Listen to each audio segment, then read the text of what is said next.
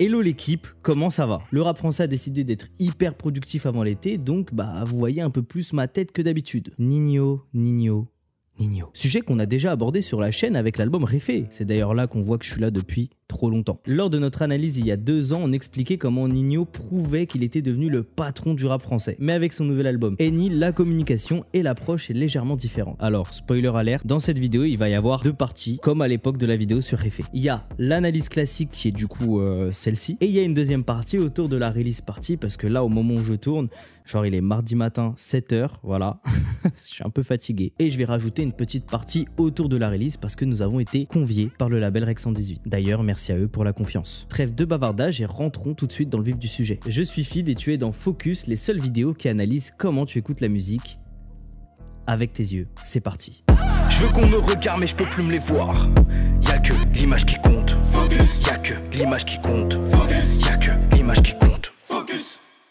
Avant de commencer, si le contenu t'intéresse, n'hésite pas à t'abonner et activer la petite cloche, ça fait toujours plaisir. Bien sûr, dans cette vidéo, il n'y aura pas de contexte puisque je l'ai déjà fait il y a 2 ans, on rentre tout de suite dans l'analyse. On pouvait s'attendre à ce qui allait arriver quand il a annoncé son retour en solo avec les freestyles Level Up. Ninho à une époque, s'il y a bien un terrain sur lequel il est imprenable, c'est les freestyles. On se rappelle notamment tous des Banks to Banks, enfin quand je dis tous, je parle des auditeurs de Ninho qui sont tous en fait un peu quand même un très grosse fanbase. Et le Réfé décide de revenir avec une nouvelle série de freestyles qui s'appelle Level Up 1, 2 et 3. Imagé par des créations graphiques portant autour d'un ascenseur, on peut donc s'attendre à ce que en fonction du niveau, il level up tout le temps. Voilà, level up 1, 2, 3, ascenseur 1, 2, 3, t'as capté. C'est une prouesse plus ou moins réussie puisque effectivement entre le level up 1 et le level up 3, il y a une différence de niveau, mais globalement les gens ont préféré le level up 2. Les freestyles permettent donc à Ninho de revenir en douceur et d'aller dans cette stratégie du single 0. Beaucoup d'artistes après une longue absence sont obligés d'aller sur le single 0 qui permet en fait de tester l'attente du public, comment ils sont perçus, etc. J'en avais notamment parlé sur Zola avec son premier track Papel qui annonçait plus ou moins son retour. Donc si tu l'as pas vu, va checker la vidéo parce que je ne vais pas me répéter. Voilà. Du coup, Ninho avec cette série de freestyle, il prend la température et il en garde sous le coude pour un premier vrai single.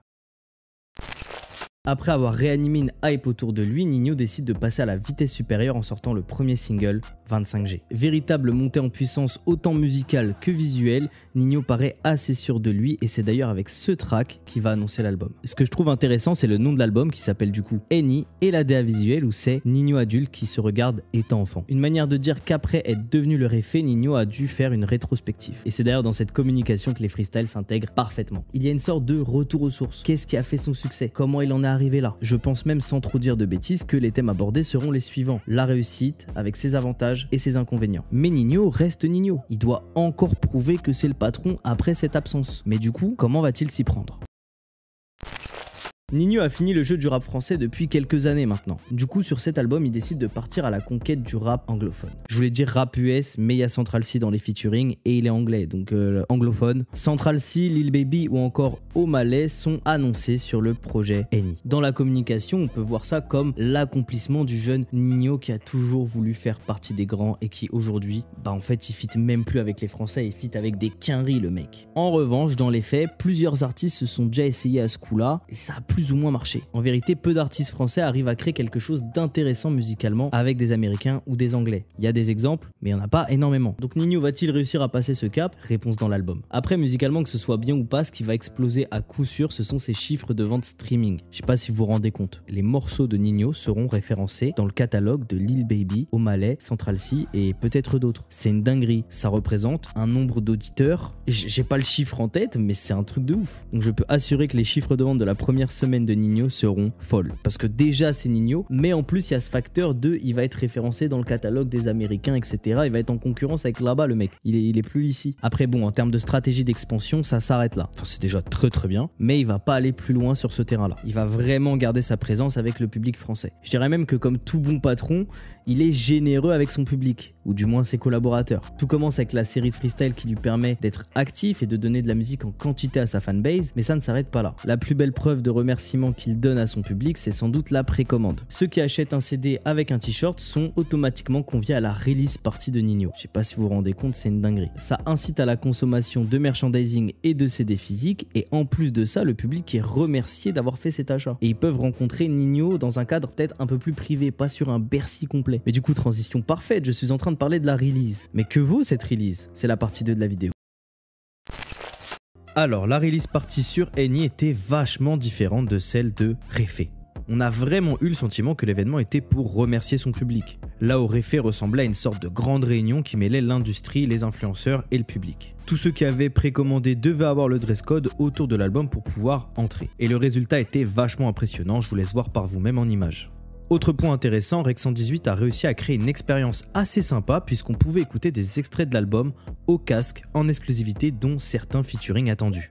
Je vous laisserai me dire ce que vous avez pensé des collaborations dans les commentaires, mais personnellement j'ai bien kiffé.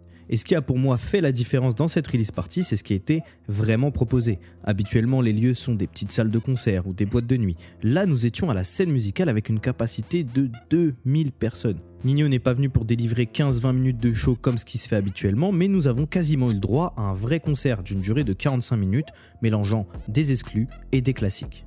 Personnellement, dans l'ensemble, je trouve ça réussi. Ça réunit un peu ce que je dis juste avant dans cette analyse, il rappelle que c'est le Réfé et remercie son public car c'est grâce à eux qu'il en est là. Sur ce, je vous laisse pour la conclusion. Et oui, j'ai déjà la conclusion de cette vidéo avant même d'avoir fait la release. Je suis fort, je sais, je suis fort. La communication autour du nouvel album de Ninho est bien pensée et millimétrée. En même temps, normal pour un artiste de cette envergure. Elle m'a personnellement plus attrapé que l'album Réfé, qui était aussi bien, mais qui me parlait pas de fou. Là, l'idée des freestyles, le premier track, la précommande, j'ai trouvé ça très fort. Dans l'album, je m'attends pas à des innovations musicales, mais plutôt à un Ninho en forme sur son propre terrain. Et l'auditeur qui est en moi espère que l'album sera aussi bien que ses précédents. Je pense notamment à Destin et Comme Prévu qui pour moi c'est les masterpieces de Ninho en vrai. Ce qui était intéressant pour moi dans cette analyse, c'est que la semaine d'avant j'ai fait Luigi qui avait un truc un peu similaire sur ce côté retour aux sources, etc. Mais finalement, quand on décortique le truc, on se rend compte que c'est pas du tout la même chose. Il y avait le même axe de départ, mais la communication est très différente. Et j'adore ça. Au moment où je tourne ces vidéos, le projet n'est pas sorti, mais au moment où tu tombes dessus, l'album Eni est disponible partout. Donc n'hésite pas à me donner ton avis dans la barre des commentaires si l'analyse t'a plu, si l'album t'a parlé, si j'avais raison, si j'avais tort, si c'est ce que t'attendais, si c'est pas ce que t'attendais. Si t'as envie de me parler juste de ta vie, tu peux me parler juste de ta vie, mon pote. Bref, je lis tout le monde. Sur ce, je te laisse et je te donne rendez-vous prochainement pour un nouvel épisode de Focus. Prenez soin de vous, prenez soin de vos proches, la famille, c'est important, la santé avant tout, et profitez de la bonne musique. Profitez de la bonne musique. Je veux qu'on me regarde mais je peux plus me les voir. Y'a que l'image qui compte. Focus. Y'a que l'image qui compte. Focus. Y'a que l'image qui compte.